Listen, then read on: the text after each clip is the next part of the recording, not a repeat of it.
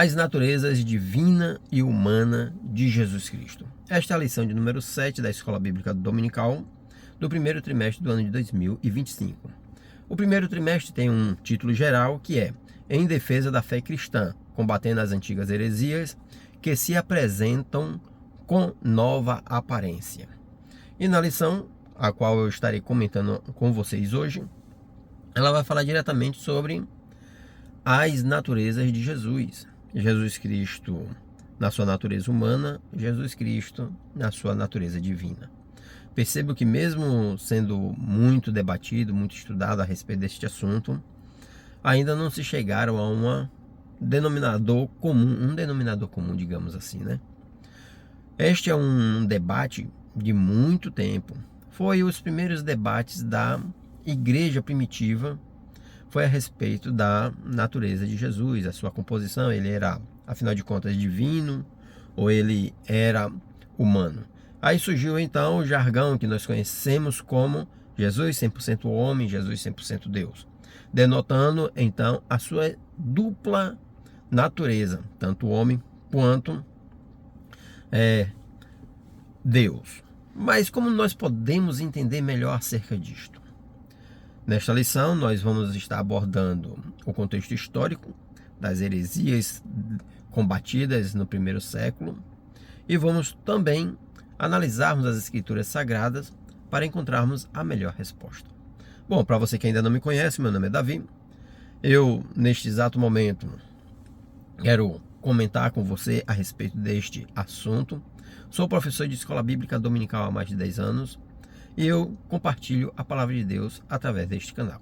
Este canal estava parado, mas agora eu pretendo retomá-lo e trazer de forma assiduamente as lições da Escola Bíblica Dominical, assim como também outros temas. Então, se você se sentir à vontade, se sentir de Deus, você pode se inscrever no canal, deixar também os seus comentários e não se esqueça de deixar o seu gostei, tá bom? A nossa lição ela é dividida em 3 tópicos, seguindo então os seus subtópicos. O primeiro tópico vai falar sobre o ensino bíblico da dupla natureza de Jesus. Bom, vamos entender o que é natureza. A natureza, segundo a filosofia em que nós conhecemos, em que nos são apresentados, fala que é um conjunto de fatores que determinam o ser humano. No caso, a doutrina da natureza humana represente a sua forma de ser, a sua ética, a sua moral, a sua forma de pensar. Por isso mesmo que o próprio apóstolo Paulo ele fala: vós tendes a mente de Cristo, porque nós através de Jesus Cristo herdamos também da parte de Cristo esta natureza divina. Por isso que a Bíblia nos ensina ainda que existe uma guerra entre o corpo e o espírito. Isso denota uma natureza carnal, voltada, inclinada para o pecado, enquanto nós somos conscientizados pelo Evangelho de Jesus Cristo e com a ajuda do Espírito Santo a guerrear contra os desejos carnais e nos voltarmos para Cristo. Ou seja, a luta do divino contra, então, o carnal. Isso nós temos através do Espírito Santo. Porém, Jesus não. Jesus, ele veio diretamente da parte do Pai. Jesus, ele desde a sua chegada na terra, ele já era completamente divino. E não só isso, Jesus, ele era Deus. Como é que eu posso entender que Jesus ele era Deus desde a sua concepção? Primeiro, Jesus ele não foi gerado através do relacionamento sexual. Jesus ele passou a existir no ventre de Maria, mãe de Jesus, o Cristo, como homem, ou seja, foi a forma dele vir à terra, e não que ele passou a existir propriamente dito, ele passou a existir de forma física a partir do ventre de Maria. No entanto, Jesus ele já existia antes. Veja só o que está escrito em João capítulo 1, versículo de número 1, que já foi aqui, que com certeza se você participa da Escola Bíblica Dominical, você leu isso aí a semana passada, na lição onde diz que Jesus é igual a Deus. E o que diz o texto? O texto diz assim: no princípio era o verbo estava com Deus e o verbo era Deus. E tudo o que existe não se fez, mas foi feito por meio dele. Ou seja, por Cristo todas as coisas existem, sendo visíveis e invisíveis, é o que Paulo declara em 1 Colossenses 1, versículo de número 16. Quando nós falamos de natureza e da vinda de Jesus sobre a face da terra, eu costumo de fazer uma analogia de forma simples e objetiva e clara. Vejamos que você tem um filho e você pede a esse filho para com que ele faça alguma coisa para você. Esta coisa é difícil de fazer e o seu filho não consegue fazer a ponto dele dizer: ah, meu pai, isso aqui é impossível que se faça. Então você se levanta do seu lugar e vai até lá e fala: eu vou fazer e vou te mostrar nas mesmas condições que você que é possível sim fazer. Foi exatamente o que Deus fez.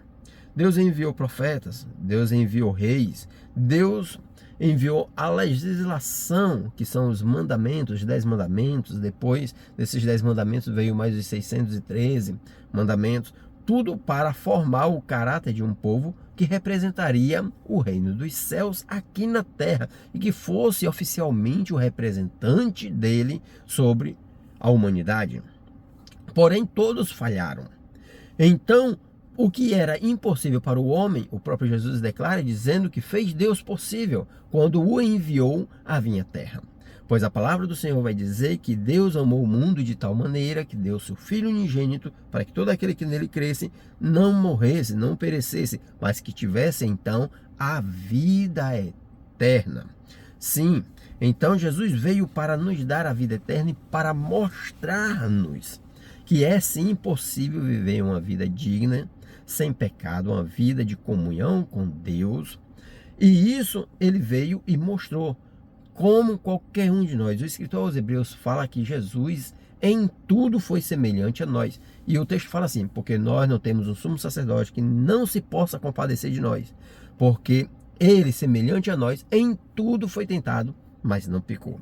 Então Jesus está mostrando que na mesma natureza, na mesma carnalidade em que nós, e quando eu falo aqui carnalidade, eu não estou me referindo no momento do pecado ou na inclinação para o pecado. Estou falando a respeito do corpo físico. A Bíblia vai dizer que Jesus, o verbo se fez carne, o verbo habitou. No original fala tabernaculou entre nós, morou entre nós, viveu junto conosco. E a Bíblia ainda vai dizer que Deus na carne condenou então o pecado. Então a natureza de Jesus, juntamente com a materialidade do homem, formando então as características físicas do homem, forma então a natureza humana de Cristo. Porém, um ser divino em um corpo humano, formando a natureza humana. Não é que Jesus gerou uma outra natureza, ou que Jesus agora é uma outra pessoa.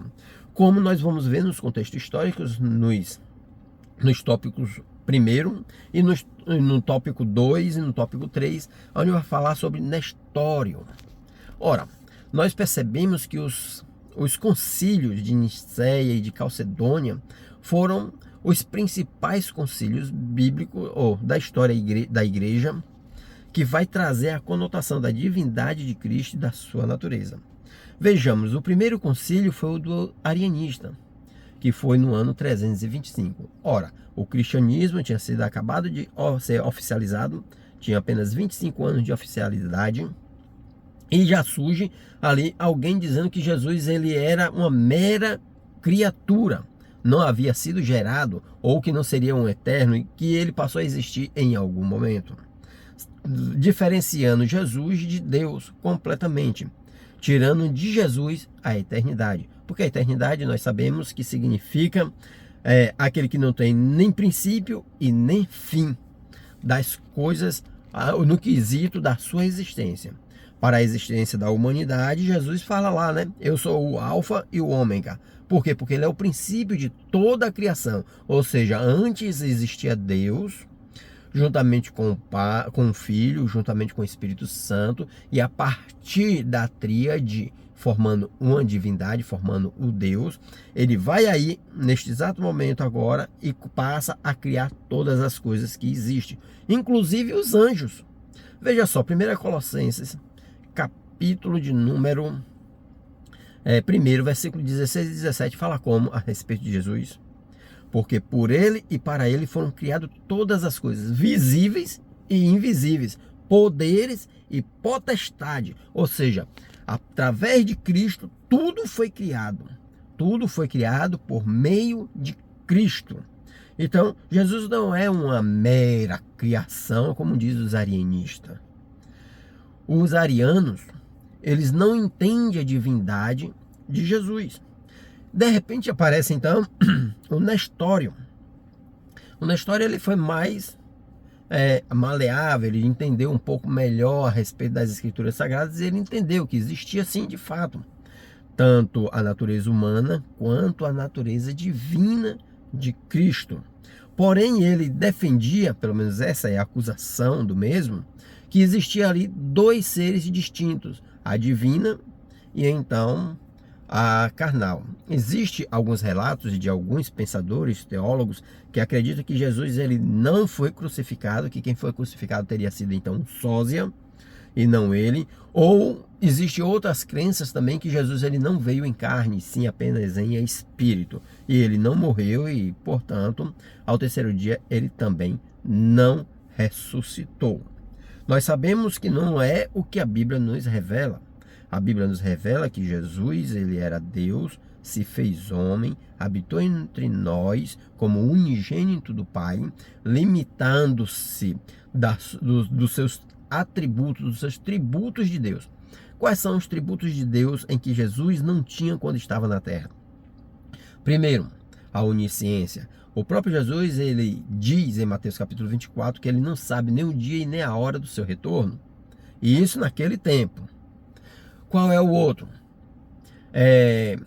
Onipotência. Jesus naquele momento, enquanto carne no seu ministério, ele não tinha todo o poder. Todos os seus milagres ele fazia através do Espírito Santo de Deus. Nós vamos ver em Mateus capítulo 4 que Jesus, ao ser batizado, ele é cheio do Espírito Santo. Atos capítulo 10, versículo de número 38, vai dizer que Deus ungiu a Jesus Cristo de Nazaré com o Espírito Santo e com o poder, o qual saiu fazendo o bem, curando os enfermos, expulsando demônios por toda parte, porque Deus era com ele. Entendeu? Vejamos também, nós vamos entender que Jesus, também como homem, ele era tentado. E Tiago 1,13 diz: ninguém ao ser tentado diga de Deus sou tentado, porque Deus a ninguém tenta, ele mesmo não pode ser tentado pelo mal. Mas nós sabemos que Jesus foi levado ao deserto para o quê? Para ser tentado. O escritor aos Hebreus diz que em tudo ele foi tentado, mas ele não pecou. Porque no momento da sua tentação e no momento do seu ministério, Jesus estava na natureza humana e não em uma natureza completamente divina ou 100% divino. Mas é importante entender que o mesmo Jesus da eternidade era o mesmo Jesus que estava agora encarnado, porque ele abriu mão dos seus atributos de Deus. Nós vamos encontrar isso, inclusive está na nossa lição, Filipenses capítulo 2, a partir do versículo 5. Tende em vós o mesmo sentimento que houve em Cristo Jesus, que sendo Deus, não o considerou ser igual a Deus. Antes se esvaziou de si mesmo. O que é se esvaziar de si? Se esvaziar da glória de Deus, se esvaziar dos atributos de Deus para viver entre nós como homem, reconhecido na figura humana, foi como servo e foi fiel até a morte e morte de cruz. Lembrando que essa morte não foi por causa dos seus pecados, mas por causa dos nossos pecados. Bem já dizia o profeta Isaías, porque ele levou sobre si as nossas dores, o nosso castigo, o castigo que nos traz a paz estava sobre Jesus Cristo. Nestório, ele foi um homem sábio a apontar as duas naturezas de Jesus. Mas ele acabou fazendo uma confusão, talvez por causa do entendimento, que seria dividindo as duas naturezas em dois seres diferentes, em dois seres distintos, que não é o que acontece. Nestório também ele dizia que Maria não era a mãe de Deus. Teologicamente falando, biblicamente falando, ele estava certo, 100% correto nesta sua afirmação de que Maria não era mãe de Deus. Ora, quem existe primeiro, a mãe ou o filho? É claro que a mãe existe primeiro que o filho. Caso contrário, o filho não seria filho. Mas Jesus existia antes de Maria. Jesus fala em João capítulo 17, versículo de número 5, o seguinte: Pai, glorifica com a tua glória, aquela glória que eu tinha contigo lá na eternidade, antes que existisse mundo. Ou seja, antes do mundo existir, Jesus ele já existia. Então Maria não poderia ser mãe de Cristo, ou mãe de Jesus divino, mas ela era mãe de Jesus durante o seu ministério aqui na terra. Como homem, na sua composição humana, Maria então era a sua mãe, tá ok? Espero que tenha ficado muito bem claro a respeito deste assunto. Mas outra coisa, ele afirmava que não seria então Maria a mãe de Deus, mas somente a mãe do Jesus encarnado. Completamente perfeito esta afirmação dele. Porém, ele foi condenado ali pelos seguidores de Maria, pela mariolatria, né? Como se dizem por aí em algum lugar. Não desmerecendo Maria. Maria é uma mulher que foi usada muito por Deus. Teve o privilégio de receber a visita do Espírito Santo e ser mãe do Messias. Então, um privilégio muito grande. Mas isso não lhe dá o poder de fazer milagres, isso não lhe dá o poder de ser adorada, isso não lhe dá o poder de ser divinamente como Jesus, né? Então é bom a gente entender isso. Nós vamos encontrar ainda no terceiro tópico o perigo dessas heresias na atualidade. Aqui nós vamos encontrar muita coisa que a gente precisamos nos atentar. Primeira coisa que nós precisamos nos atentar na atualidade em que nós vivemos é combater principalmente o arianismo. O arianismo diz que Jesus não é divino, ele é apenas uma criatura, a primeira criatura de Deus. Alguns dizem que Jesus era um profeta, né? Mas a existência de Cristo, ela é real. A existência do Espírito Santo também, ela é real. Ela está entre nós. E Jesus, ele está entre nós. A sua presença é real. Essa presença, nós podemos sentir aquele que busca com sinceridade no coração. Então, nós precisamos combater estas doutrinas heréticas. E como nós combatemos? Nós combatemos com a palavra de Deus. Nós combatemos com aquilo que nós afirmamos ser verdade. O que nós afirmamos ser verdade é a Bíblia Sagrada. A Bíblia Sagrada, nós cremos nela. E ela é tão verdade que é o livro mais odiado. E também o livro mais lido. E também o livro mais amado. Como é que algo tão ruim perdura por tanto tempo? E arrasta multidões? Ele restaura vidas, restaura famílias completamente. Isso só é possível através do poder do Espírito Santo e através da pessoa do Senhor Jesus Cristo. Jesus disse: ninguém vem ao Pai senão por mim. Eu sou o caminho, eu sou a verdade, eu sou a vida. Então nós precisamos termos isso na nossa consciência e podermos combater a respeito disso, né? Deixa eu ver se tem algum ponto aqui mais importante sobre a mariolatria. Eu já falei, né, que são alguns tópicos aí do terceiro tópico. Temos aí o quenoticismo. No verbo grego, queno significa esvaziar. Isso aí vai falar sobre Filipenses capítulo 2, versículo 7, qual eu já falei para vocês, né? Temos aqui o monofisitas. Quando a doutrina monofisista foi rejeitada juntamente com o nestorianismo, ou seja, existiu um povo, eu acho que eu não falei sobre isso, existiu um povo que acreditava que Jesus só era divino. Aliás, eu falei, só espiritual. Ele não tinha a matéria física, ele não tinha uma natureza humana. Para você entender melhor o que é a natureza humana é a forma física que nós temos. É o corpo, são as dores que nós sentimos. Jesus teve a natureza humana, ele sentiu dor como nós. Ele sentiu tristeza, ele sentiu alegria.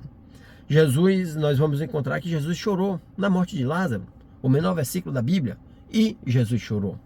Então, Jesus, ele tinha sentimentos, sentia dores. Jesus tem um corpo físico. Quando ele ressuscita, ele pega e fala para Tomé: Tomé, não seja incrédulo, seja crente, toca aqui, veja que não é uma alma penada, mas é também o meu corpo, porque Jesus ressuscitou dentre os mortos, porque o pecado não podia retê-lo. Então os grilhões do pecado não pôde segurar Cristo. Estes grilhões foram quebrados e Jesus ressuscitou para a glória de Deus. E para finalizar esse estudo, nós podemos combater sim qualquer uma dessas heresias que negam a divindade de Cristo, com Filipenses capítulo de número 2, versículo 9, porque ele tem um nome que está acima de todo nome nos céus e na terra e debaixo da terra, e todo joelho se dobrará e declarará que Jesus Cristo é o Senhor, para a glória